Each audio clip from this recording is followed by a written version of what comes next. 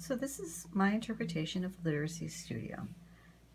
I found that I was focusing way too much on the structure of Literacy Studio and how to spend the time, rather than looking at what really was the important components of Literacy Studio. So this is what I sort of came up with as my way of looking at the purposes of Literacy Studio and why we would kind of change around a reading workshop and a writing workshop into a Literacy Studio structure. So the Literacy Studio is really built on two big tenets, the first one being student engagement and the second one being the reading and writing connection. The Literacy Studio is really a way to make sure that we have student engagement is one of our largest components. So when we look at student engagement, we're really talking about compliance versus engagement. And compliance, right now we have really good kids, and so they are very compliant in school. They sit quietly, they do what we ask them to do. When we hand them an assignment, they'll do it. But we're really looking to make sure that students are engaged, that they are learning on their own, that they are seeking out knowledge, and that they are active in their learning. One way to make sure that we have structured our learning in that way is to know our purpose or our intentionality in what we're teaching, and kind of like a big arch. What is the arch for the whole unit? What is the arch for each lesson? And then what is the arch for each year almost? What is it that we want to happen from the beginning to the end? This really kind of eliminates sort of day by day planning of every day I come in and I have to think about what am I doing isolated. This has us thinking more about what is the broad or the long range plan for each day, for each unit, and then for each year. We have to kind of know where we're going so that we can plan accordingly. And really what we also want to look at is raising our level of planning and instruction to go beyond the classroom and to go into life. For little kids, we might say, oh, that's too much. Their life is them. They're very egocentric. But our planning and instruction beyond the classroom could also be, how does this affect you on the playground? How does this affect your home? How does this affect our community? For older kids, we can also talk about, obviously, how does this affect the world around us? When they see a bigger purpose and a bigger reason for things, that takes it out of just an assignment the teacher is giving us and gives it a more real-world feel. The through line of Literacy Studio here, though, is rigor, inquiry, intimacy, and environment. And by looking at these things, it really does kind of raise that level of rigor. Why is this important, and how does this go beyond school?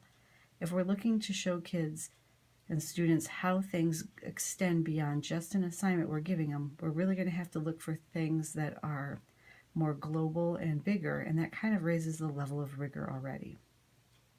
For inquiry, we really want students to be free and inspired to seek their own knowledge. They need to see themselves as active learners and participants and not just waiting for school to happen to them, not waiting for the teacher just to tell them what to do. We want to create a community who learns from one another. The teacher shouldn't be the one holding on to all the knowledge and we're just waiting for the teacher to teach us, but rather we can learn and share and respect and help from one another. Down here in the composing time, composing should be where we're doing the bulk of the readers' and writers' work. And that bulk of time should be spent on reading and writing. This is where there's a lot of gray area right now. There'll be other videos about this time, but mostly in order for students to become better at reading and writing, they need to do the bulk of time reading and writing. This should be related to either current class goals or related to their independent goals. Any kind of choice time, like choice within text, choice within their interactions, or choice of response, that might go here within their work related to their class goals or to their independent goals. This should also be in-depth work. These should not be like isolated worksheets or isolated one-time things, but really giving chance for students to dive in and look at things more closely. So the other pillar of Literacy Studio is that reading-writing connection. We want students to see how reading and writing go together, and looking at really the authenticity of how these two things go beyond school. So obviously, if you want to become a better writer, one way to do that is to read more. looking for things that we do as readers and writers. We study the craft of writing. We read and we discuss books. There should be a lot of time for students to talk, student to student. There should be time for discussions. There should be time for examining text. There should be time for examining writing. There should be time for feedback of writing. All of these things should be part of the Literacy Studio. One part here where the genres and skills are best taught when they're needed. We do have units that we need to cover and to make sure that students have exposure to those skills and strategies. But if in your unit you notice that the students have already really mastered and can apply one of those skills or crafts that are written in there, then you probably don't need to spend a lot of time teaching that if all the students can demonstrate that. However, if you notice that there's something lacking that the students really need and it's not written in one of those units, then that would be something that you do need to make sure that you expose and teach the students. The reading and writing connection is really necessary to be making sure that we do the I do, we do, and the you do, the gradual release of responsibility. We've spent a lot of time with the I do, where the teacher models and thinks aloud, and we've become very good at that. But we need to make sure that we have lots of time for the we do, the practice with partners and small groups, before we try to send the students off to do it on their own. The Literacy Studio is not an activity. We don't do it. It's just a planning structure.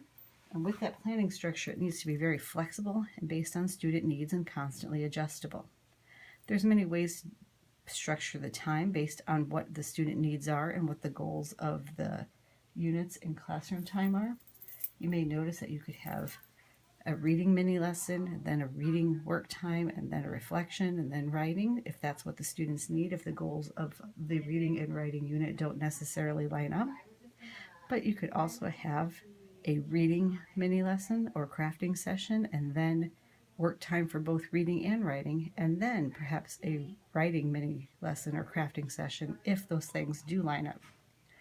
Ideally, when possible, would be to discuss in one crafting session how reading and writing do work together, to be able to show students that authors do things to help us as readers, and they do things as writers to make those things possible. Again, though, it's adjustable and flexible based on what the students need.